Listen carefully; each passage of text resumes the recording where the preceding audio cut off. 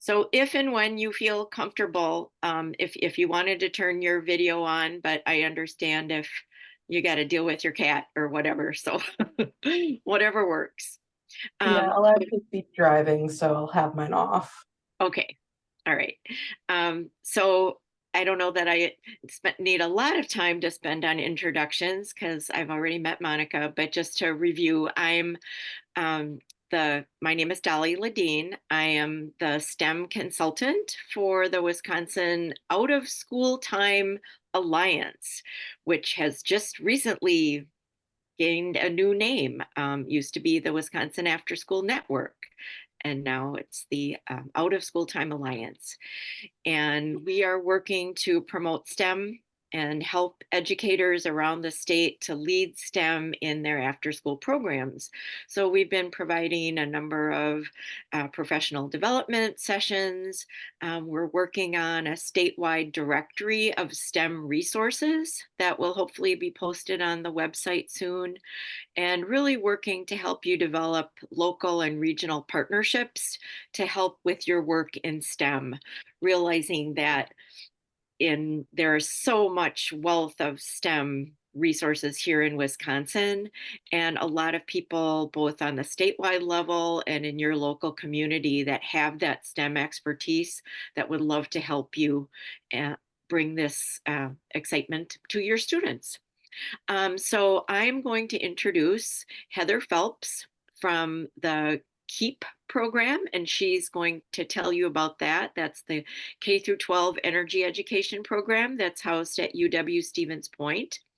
And then we're going to have Allison Bender, who is with the Wisconsin Energy Institute working on KidWind. So we're going to hear about both of those programs and how they're interrelated and all the resources that you can get from both of them. So thank you, Heather. Sure. Yeah, so we were asked to really put a focus here today on engineering design for students. And so since um, both of our programs have elements about building things, that seemed very appropriate. So we'll start with the presentation and then follow it with some time for questions and discussion. Though, of course, with a small group here today, if you just want to break in at any point with questions verbally or in the chat, absolutely feel free.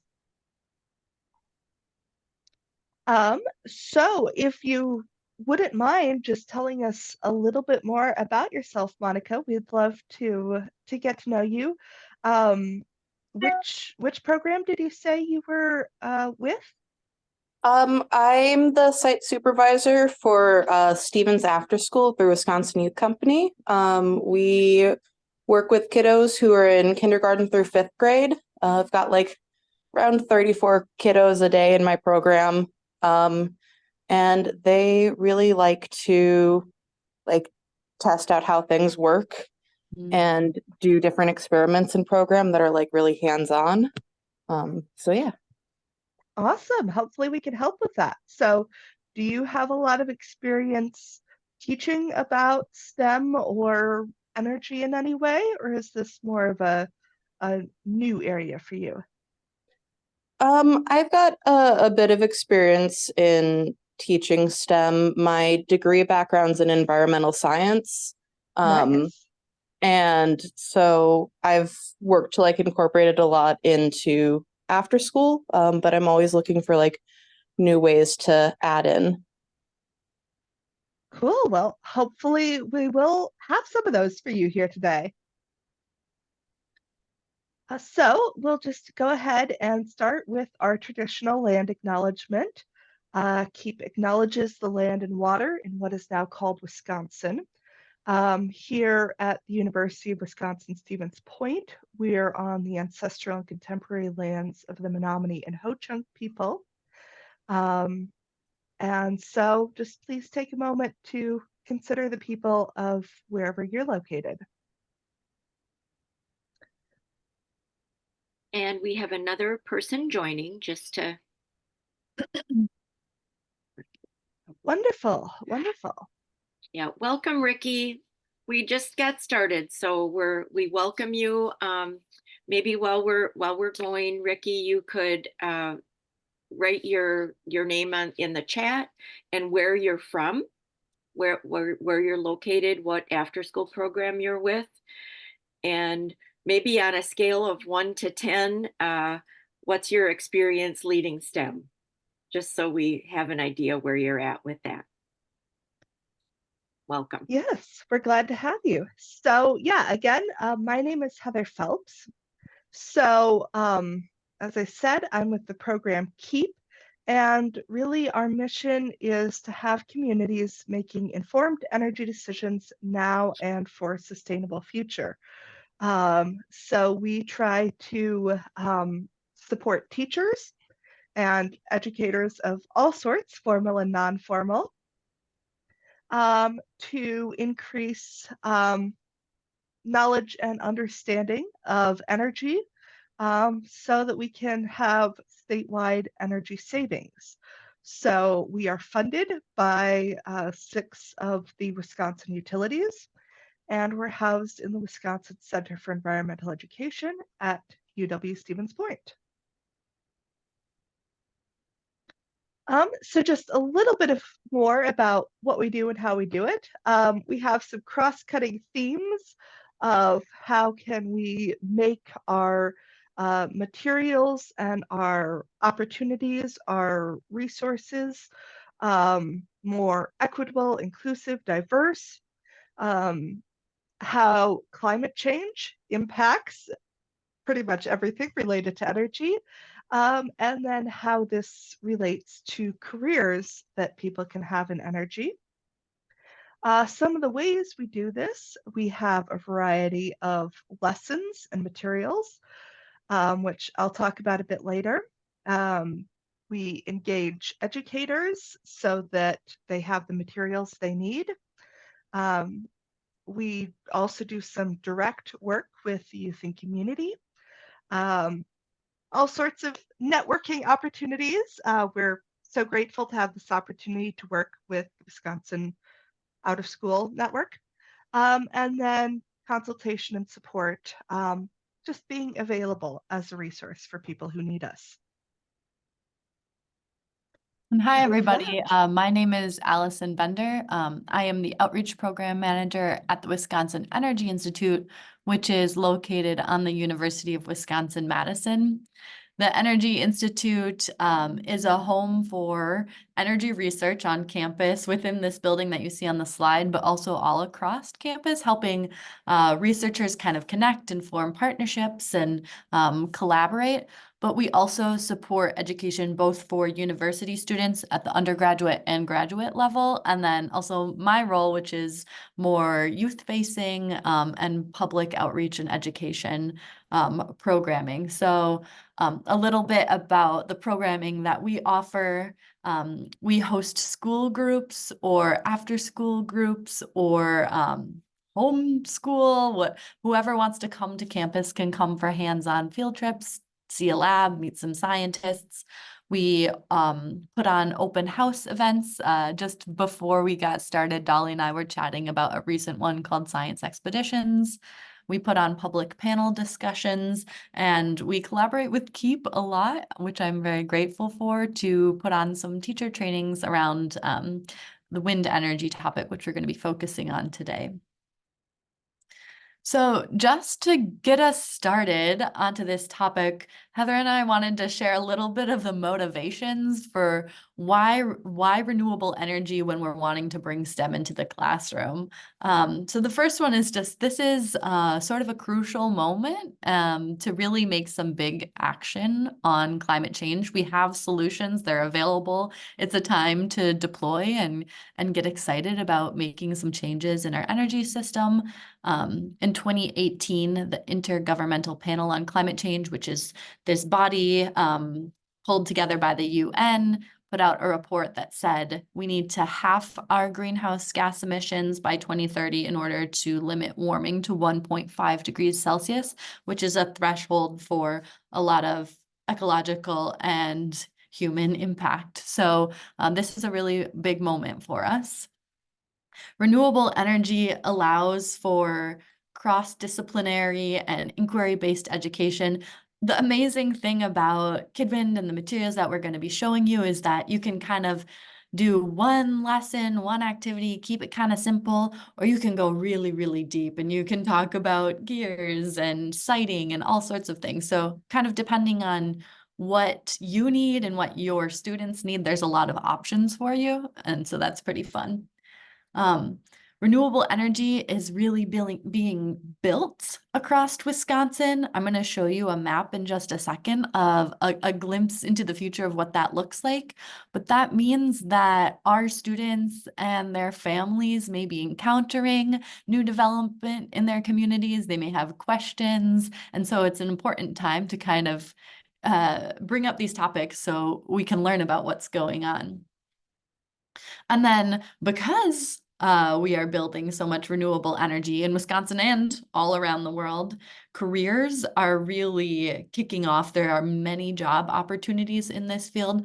Now, I haven't checked the data on this for a while, but recently solar developers and wind turbine technicians were in the top fastest growing positions, according to the Bureau of Labor Statistics. So those are just two careers in this field that has many different roles and can welcome people with lots of different skill sets into this work. So here's a map. Our electric grid in Wisconsin and kind of going all the way down to Louisiana is called MISO. So this is a map that I pulled from their website. It's an interactive queue. So when you're going to be building a new power plant, whether that's a solar farm or something like a natural gas plant, you have to get permission. And they have on their website all of the proposed plants that are sort of in line to be approved and then constructed. And this is a screenshot of what Wisconsin looks like. I think I just updated this earlier this week. So you can see the gold here are solar farms, green is wind, gray is battery, or I guess it's not necessarily battery, but it's storage. So some form, maybe it's batteries or maybe it's something else. And then we've got a few natural gas plants proposed too. But the majority, as you can kind of tell, is like a lot of solar and a lot of storage. So this is your mirror ball into our future and our students' future. We can see what's coming, and it's a lot of renewable energy development. So it's a good time to learn about it. And these are statistics from Renew Wisconsin, just showing how much capacity for wind that we have in Wisconsin.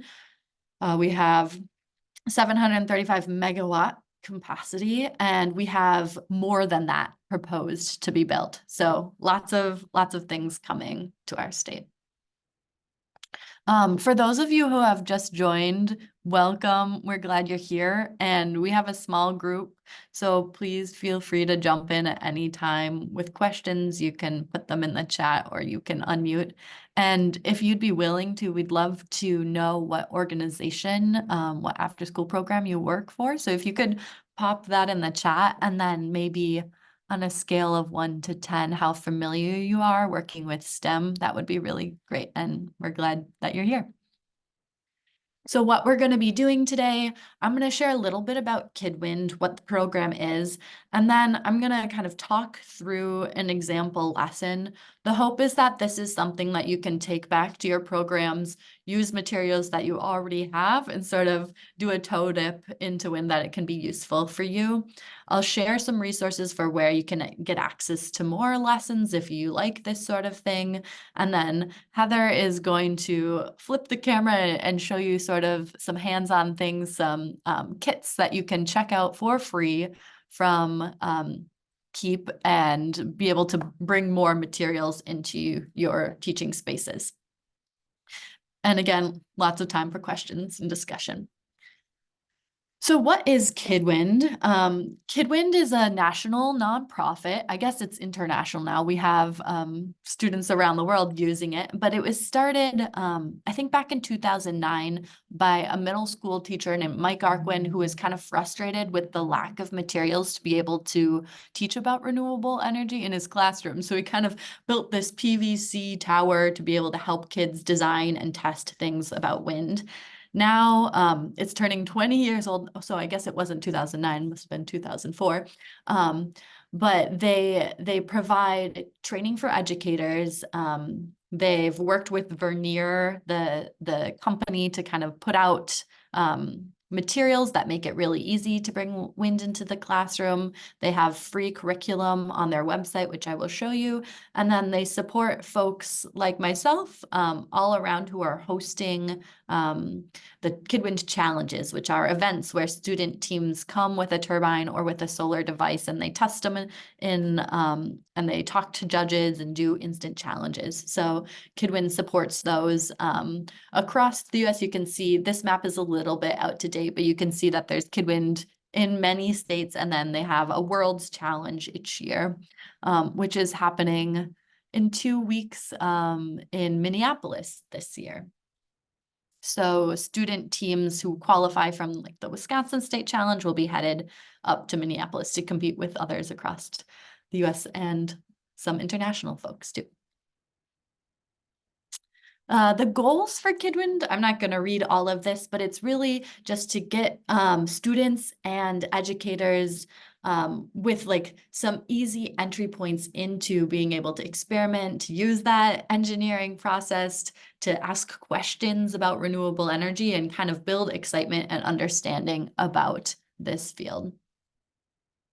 So Dolly asked us to join today because they were specifically interested in having examples of how you all can incorporate this engineering design process into your programming. And KidWind and the KEEP kits that you're going to see are just a really great way to do that.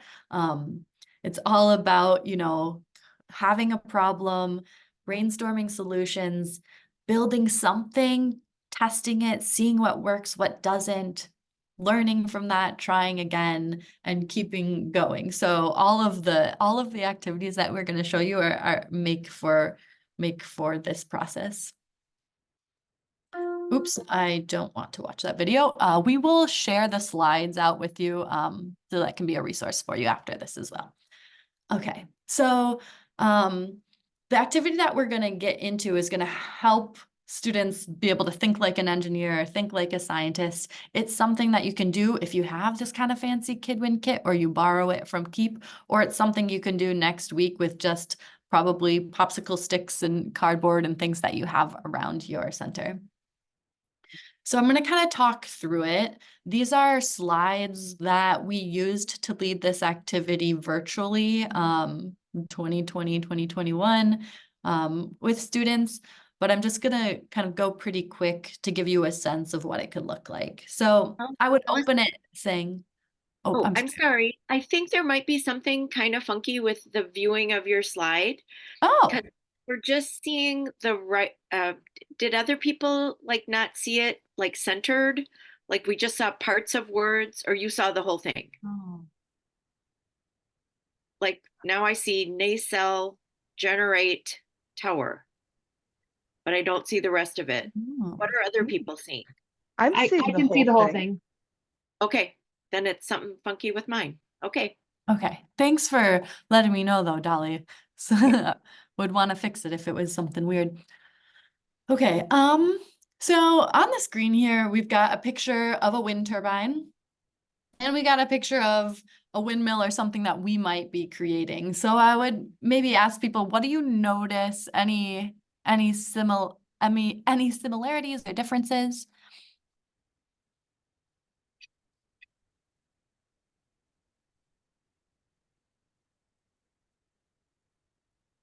Well, we've got Kind of, you look closely, we've got, a different structure, but a lot of the same parts. We've got blades, which are catching the wind. We've got something called a hub where the blades attach. We've got parts that are spinning and parts that are going to stay still. The thing that we'll be working with the class today is building a windmill. So we don't have a generator. We are trying to get something to spin, and we're trying to use that force to lift some weight. So it's a little bit of a different challenge, but taking a lot of inspiration from the wind turbine here. So the activity has kind of multiple levels. Here's some examples of materials that we could use to build our windmill. I have some things here like blades. You could think about index cards, paper plates, plastic bottles, raid your recycling bin. You're going to find a lot of materials there that you can use. For the hubs, or a part where you could attach the blades, you could use foam. I have kind of a cut up pool noodle that works really well. These foam balls that you can find at the craft store, things like that, or cork. For the drive shaft, or the part that's going to be spinning, you can think about straws or dowels or things like that, and then maybe some tape, maybe pins. And then, of course, you'll need a fan, and a box fan or whatever type of fan you have is just fine. I've also seen kids use hair dryers, so you can really kind of make it work for your situation. And then if you get to level 2, where you've got something spinning, then we have the challenge of, can you do some work with your design? Can you make it lift some weight? So then a cup and some pennies or some washers and some string will help you do that. So at this point, kind of after introducing the challenge and introducing some of the materials, I'd ask the students, what in the world does this have to do with engineering? This is just to kind of like circle us back to that engineering design process, kind of talk to them about how they might start. Some students maybe feel really overwhelmed with a pile of materials and may like to, draw out or sketch out some ideas. Some students are more kinesthetic learners, and they're going to need to dive right in. So you can kind of let students approach it in the way that they want to, but reminding them that, the whole process of engineering is having a problem and building something to test and learning from that and trying again. So we can put on those engineering hats. So here's sort of the outline. You're going to build something that spins, have them maybe sketch a design, building that prototype and trying again. So level 1 and level 2 for make it spin, and then lift weight if you can. Sometimes some entry points to get folks going is to think about what might serve as the hub. The hub is the part that kind of holds the blades together. So talking through that as a class, or talking through what parts may be spinning and what parts may stay steady, are some useful things to break down together. And then I also like to brainstorm with the group. What are our variables, or what are the things that we might change and test and try? So whether you're doing this with like really small home materials like this MacGyver challenge, or whether you're doing it with a more formal KidWind kit that Heather will talk about, these variables will be useful to think about. Are your blades bigger than your wind source? What's the shape? How are we designing them to capture the wind? How many blades do we need? Can ask kids, how many blades do wind turbines have out in the world? They'll have 3. Is that the best number for our situation and our design? We don't know until we try it and test it out. And then thinking about materials, how firm or flexible or lightweight, all sorts of different variables come from the material we choose. And then the pitch, which is our fancy word for the angle of the blade, can make a big difference too.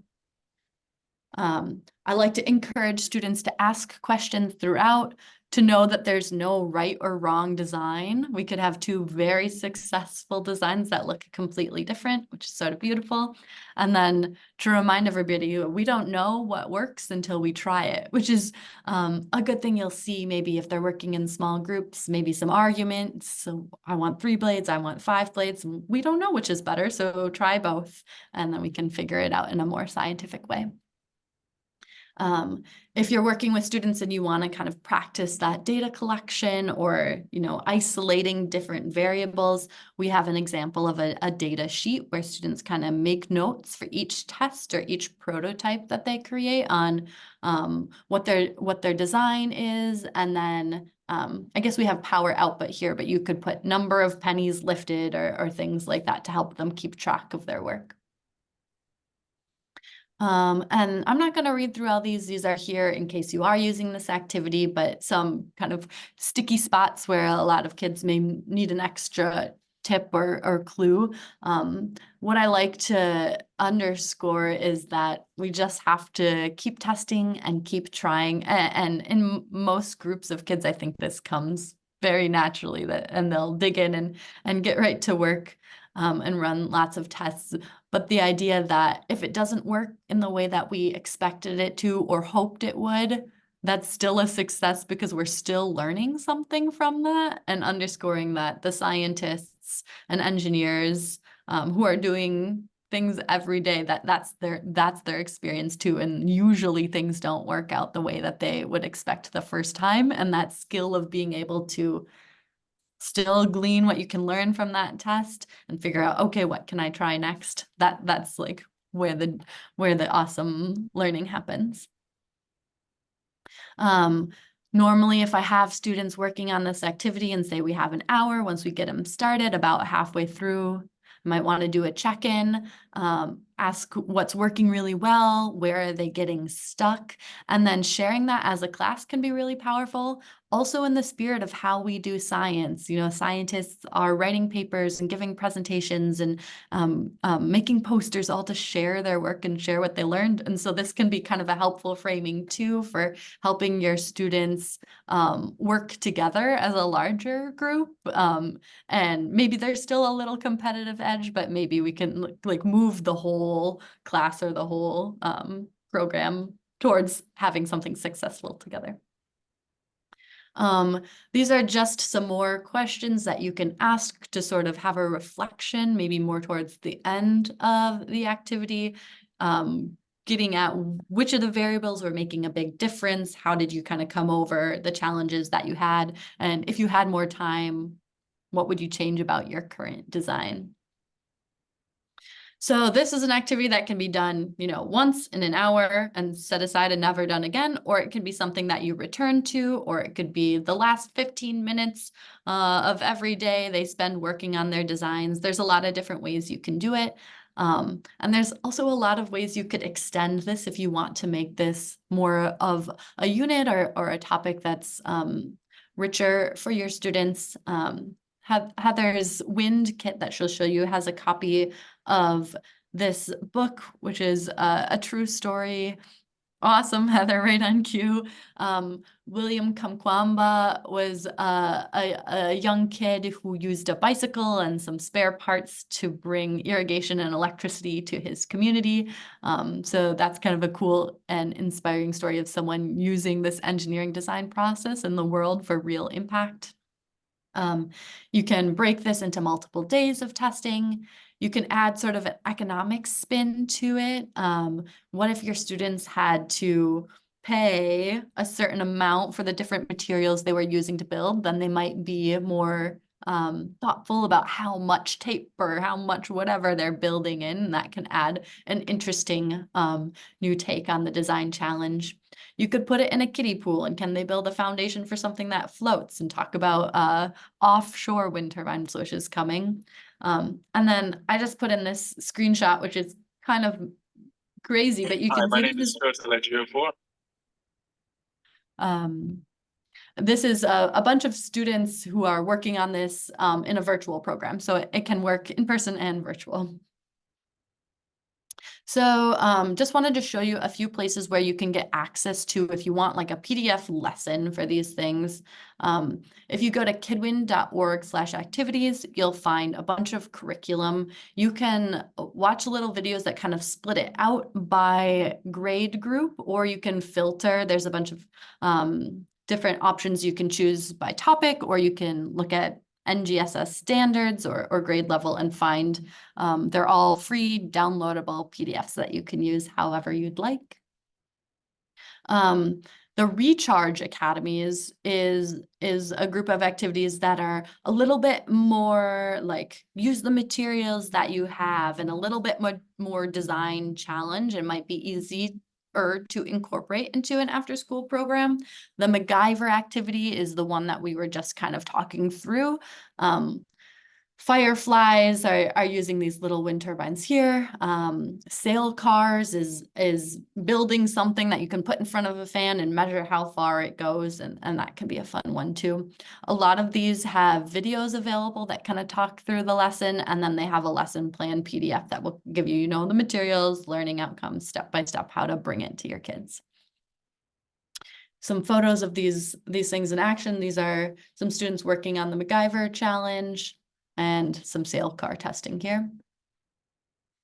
And then there's also solar activities if you're interested in that. Making little fountains, making boats, putting together a town, or making a little car. And with the exception of the solar rover, all of these have lesson plans that are developed and available for you as well. If you're looking for something a little bit more in-depth, I would recommend the WindWise curriculum. Now, this is for middle school and up. So the recharge and the design activities that we were talking about, you can bring down to a really young elementary level. Recharge has more lessons that can be helpful if your students want to talk about the impact of wildlife and wind. They have a series of 12 different lessons that can kind of break down many different topics that may come up with wind. So that's a useful place to look. And if you ever have questions about what the curriculum is or where you can find what you're looking for, I'm happy to help with that. And then the last resource, and then if you joined after I said this, we'll share out these slides. So, and these are all linked, but we have a retired tech ed teacher in Wisconsin, Dick Anderson, who is sort of a KidWind advisor, happy to help educators across the state bring renewable energy into their spaces. And he has a YouTube channel that has some really 101 useful videos to kind of just get you started with, okay, I've got a KidWind kit. How do I set this up to do some basic testing? So that can be useful if you're a visual learner as well. Oops. Okay, we'll close that. And this is an example of what might come in a KidWind kit. I think Heather will get into this a little bit more.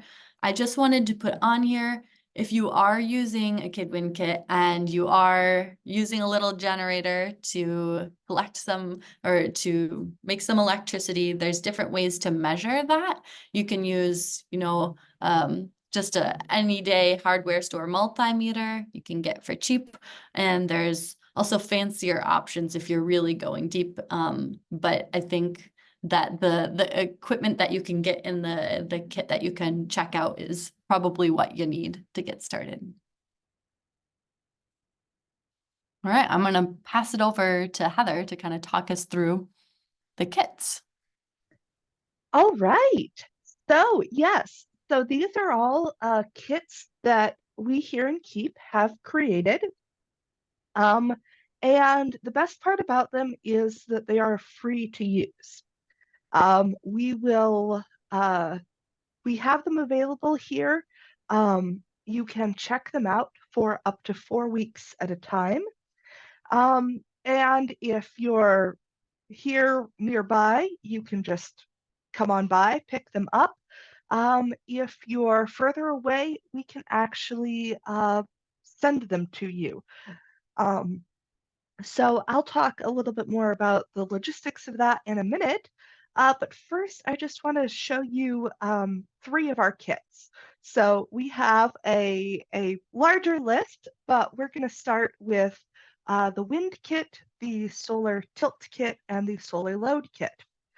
So for our wind kit, we have a very familiar looking KidWind turbine that you've just seen Allison talk about. You may notice another one. It turns out these towers are also really great for having a downward facing camera. So let me show you that. So with our kits, we actually have all the equipment you need to build a couple of wind turbine sets with nacelles, having generators. You can figure out what size gears you want to have, small gears, bigger gears.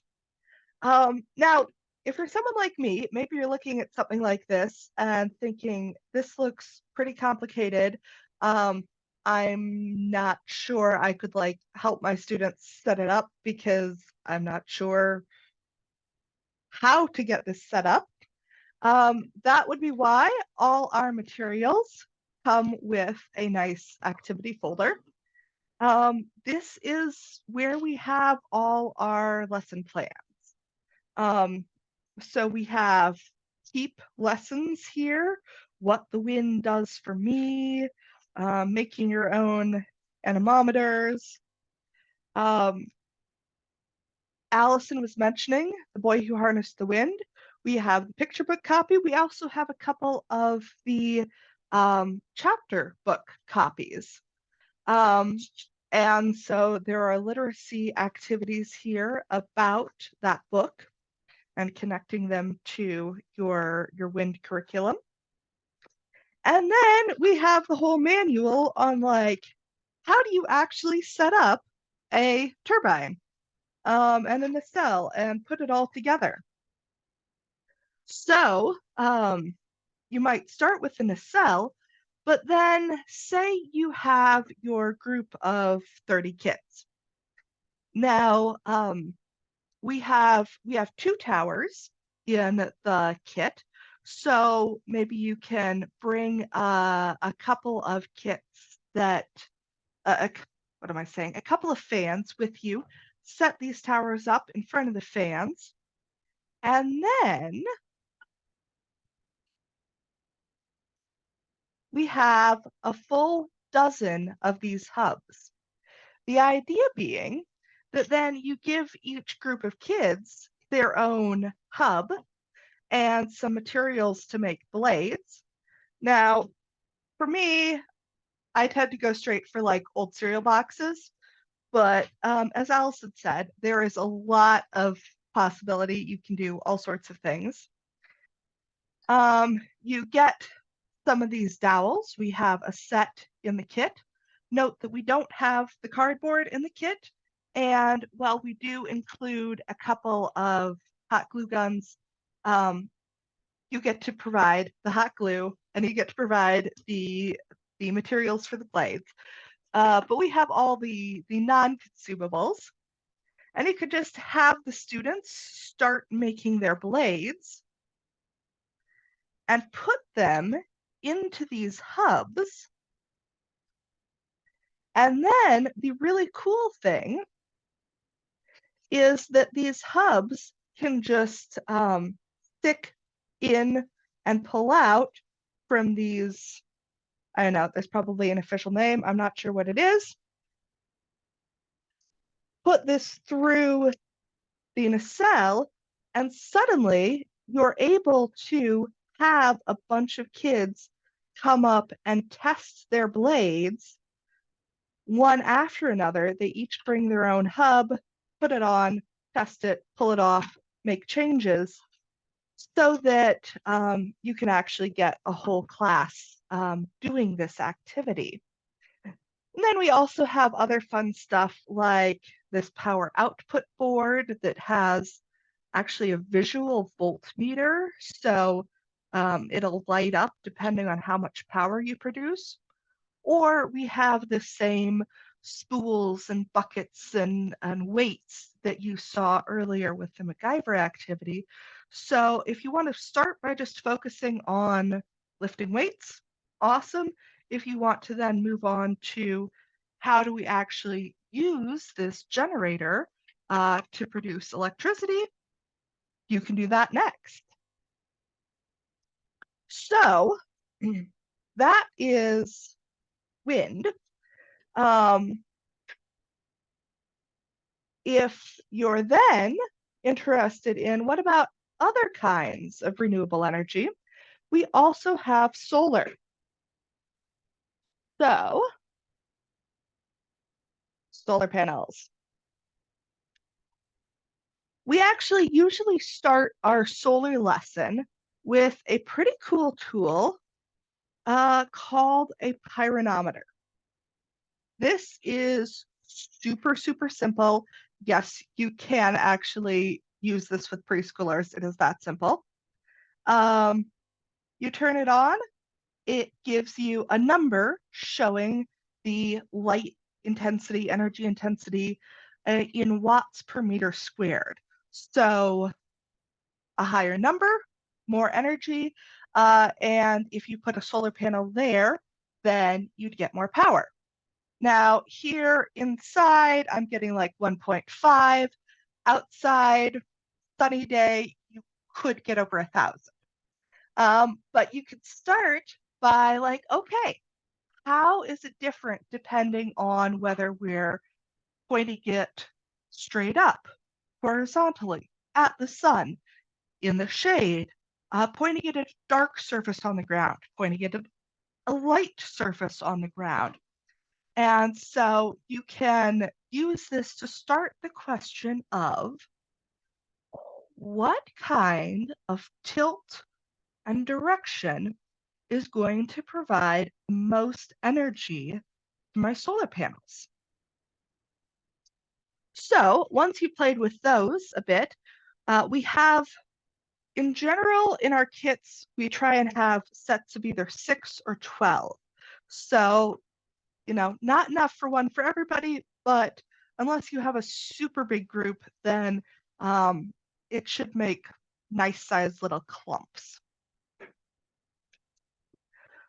Once you have that, you could start working on the more complicated lessons. Again, we have this whole binder.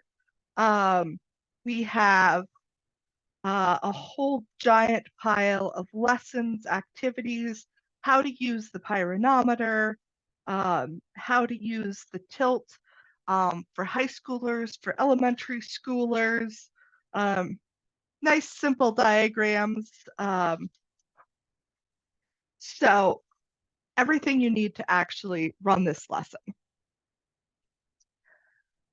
But honestly, it's actually really simple.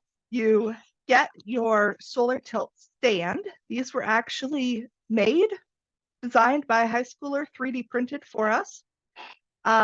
You attach on, we just have some Velcro here, a little protractor so that you can judge what the angle is. Velcro on the solar panel itself. If you want to use a compass to judge the direction. And then we have multimeter. And so you can turn it to measuring 20 volts direct current, hook up the alligator clips, and then start seeing what results you get depending on how you tilt the panel. Now, this is really good for the more science numbers. Let's make our calculations based on angles and directions and so forth. If you're working with younger students, maybe instead of just showing the results on a multimeter, you actually want to start showing how they light up some LEDs, or light up some Christmas light LEDs, or run a motor that turns a fan. And so for that, we have our solar load kit. The load meaning something you can run off of a solar panel. And so you can hook it up directly and see, ooh, is it going to do anything? Well, we're inside and my room isn't that overlit, so no. But hey, have we ever heard of considering series and parallel? Is there any way to start adding in more panels and getting enough of a power output to actually do anything? Now, I don't know if this will actually work. I haven't tested this particular configuration in my room. And okay, well, we're not getting enough power there. But this is a really great lesson for inquiry, for just playing around, trying it out, seeing what you can do. Seeing, all right. I don't think you're going to be able to see that on the screen, but one panel is enough to light a red LED on this LED board. 3 of them together still aren't enough to run the motor inside. Outside would be a very different story. The one thing about teaching about solar, it really does help if you're able to arrange it on a day that is nice enough to go outside. Though with the solar tilt kit, we do include a very, very large, bright LED light that you can use to demonstrate some of the stuff inside. I didn't think it would play nicely with the camera today, so I don't have it out for you today. But it is cool that these panels from the solar load kit are interchangeable with the panels from the solar tilt kit, or one set of them at least. So you can borrow both kits together and get into some really wild combinations, seeing just how many things you can string together in a circuit. Again, just giving students the collection of panels, the collection of loads. Allison mentioned making your own fountain. We have water pumps. You can, if it's a situation where you don't mind the risk people getting a little bit damp, you can make your own solar powered water fountains.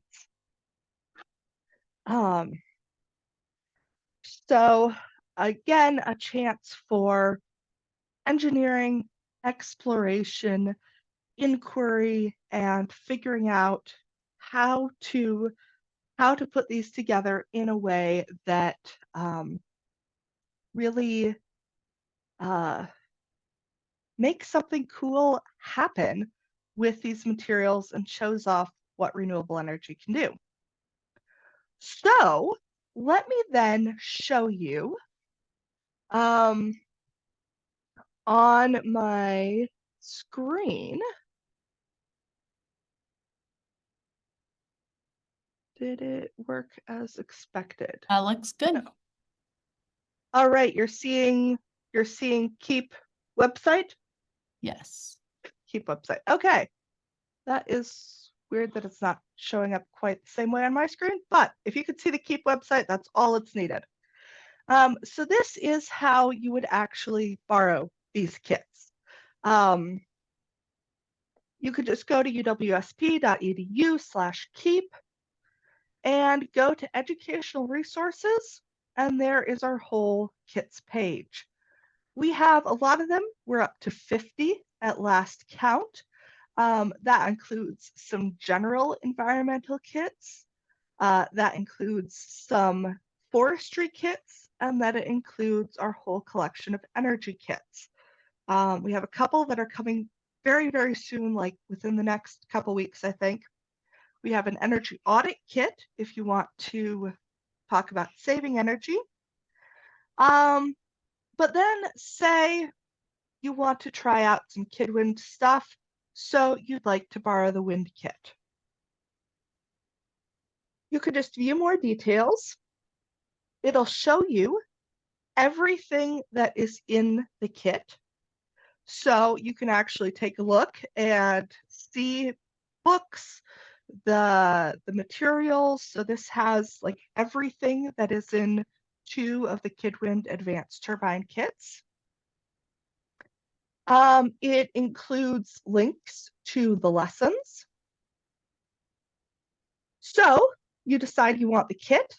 You can check when it is and isn't available. It'll take a minute to load, but when it does, you'll see that right now you can't have this kit because I have it checked out so I can use it for this webinar. But if you go ahead starting middle of May or July, then there's a lot of availability. So you can just request this kit. It'll give you a form. You'll put in some information. Now,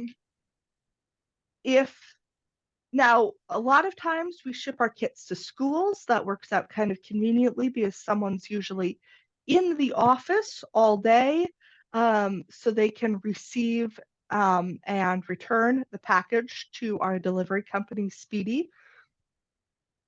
If you're part of an organization that maybe isn't attached to somewhere that has an staff member on duty all day, we actually can ship to private homes. Let us know. We will make it work. We've been waiving shipping this past year. We haven't announced this officially yet. We are going to continue waiving shipping, though we'll also have an option. If your organization can pay for the shipping, that is a significant expense for us. And by choosing to pay for shipping, you're making it easier for us to support other organizations who that would be a barrier for them to be able to access these materials. You'll just let us know when you need them, and there's a second page to this that then you'll confirm that you're agreeing to be responsible for these materials. Once I get the request, then I'll email you back, let you know that the dates are available or not, and then you can get the kit. Now, I'm mostly focused on kits. That's my role in KEEP. But we do have a variety of other useful resources that I'm just going to touch on really briefly. I mentioned we have all these lessons that go with the kits. We also have a variety of lessons that maybe aren't associated with a specific kit, but still might be useful. You can either look at them by category, by grade level, or just view the whole collection and filter later. So we have ones about energy, basics, about renewable energy, solar energy. We have So You Want to Heat Your Home, about different types of ways to heat a home, basically, and what's most efficient, what's most cost effective.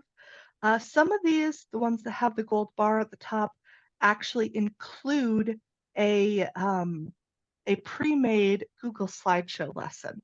Now, that's going to be aimed at a classroom, but because it's a Google slideshow lesson, you could just make your own copy, change it up in any way that you need to, and then use it with your students. Last thing I will mention before we go back to the slideshow, we do also have a lot of professional development. So some of these are in person, something that maybe a school district would ask us to do. But we also have on-demand trainings. For example, we have just updated our energy concepts and practices class. This is an online, do-at-your-own pace. What are the basics of energy? How does this relate to climate change? It's actually a lot of fun. My colleague just went through and updated it all, and it's a really great way to cover the foundations of energy. So with that, I will stop sharing. And Allison, if you could bring back up the slideshow. You got it. Awesome. Then we have just a couple of upcoming events that I wanted to share with you. If any of you are familiar with the MREA Energy Fair, KEEP will be there. And you could all get a free pass to the fair. There's a code there that you can use. Come visit us, see our KidWind mini challenge there. And then we have a couple of KidWind energy educator workshops coming up in conjunction with KidWind, of course. So we'd love to see you at either of those if you might be in the area. And then if you're super interested or your kids are digging it, the KidWin Challenge will take place the first Saturday in March. There's 4 main parts. I'm happy to answer any questions folks have about what happens at the challenge. I know we're hitting up on 10 a.m. right now. We'd love to welcome you all to come. And we're just here to help. So consider checking out a kit, come to the workshops, reach out to us. We're going to put our emails up on the screen. Happy to answer any questions at any time. And now I know it's 10, maybe some have to duck out, but Heather and I are going to stick around and we would love to hear from you. What piece of this may be useful, what doesn't sound so useful, or what sounds challenging, or how might we be able to better help you bring renewable energy or STEM into your programming. So thanks for joining us. We're really glad to share and support you if we can. Thank you, Allison and Heather. This is amazing, just an amazing set of resources, and you really helped by walking through things step by step to help people understand how they could use them, and I really appreciate that. I think that's really helpful. um, First of all, I want to apologize for a little noise there in the middle because I was searching for the movie of No worries.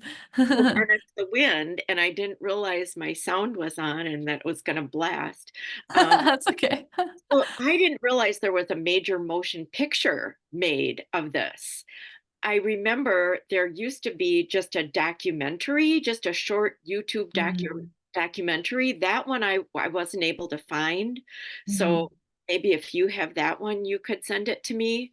But the motion picture looks amazing about this young boy who did this, and I think it would be super inspiring for your students to hear about and see that in action. So yeah.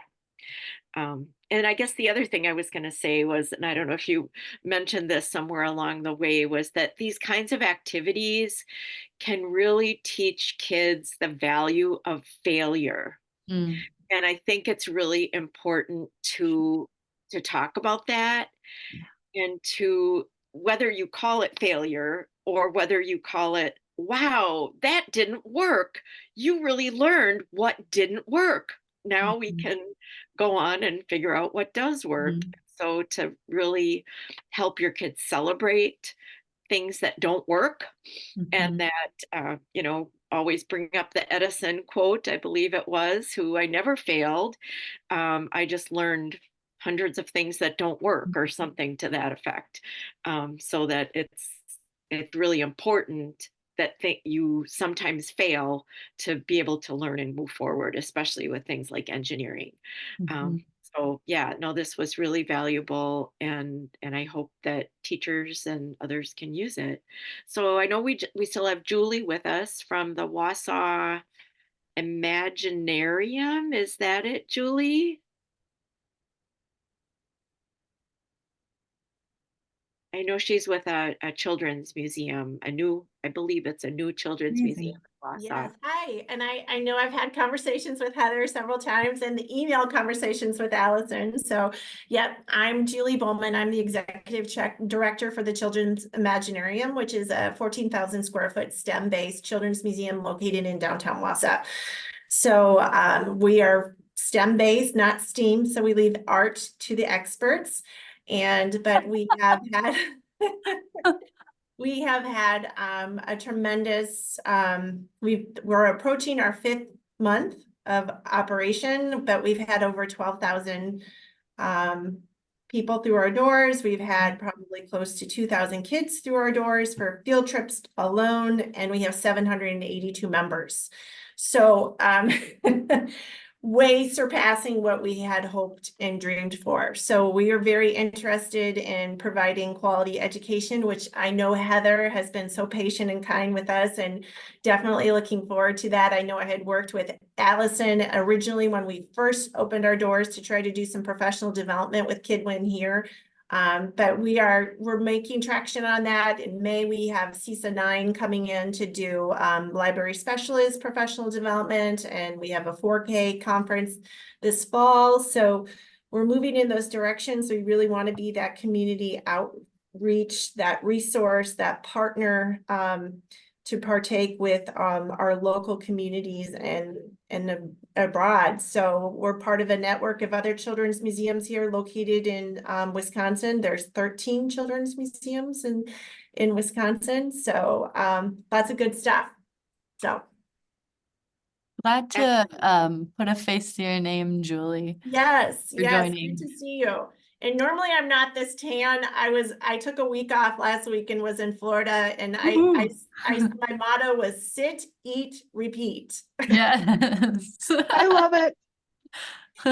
Yes. Yeah, I think there's good potential. I know like the registration wasn't high when Mike was trying to pull off the workshop, Right. and it was like pretty short notice too. He was like, "Oh, Sure. can we do this?" But like, I think if you're interested and we can find some teachers, we can try again. And Yes, no, I would definitely like to do that. I mean, we want to be a resource for families, for kids, and we do all the different types of programming. Yesterday, I had a conversation on birth to 3. We have social services, big brothers, big sisters.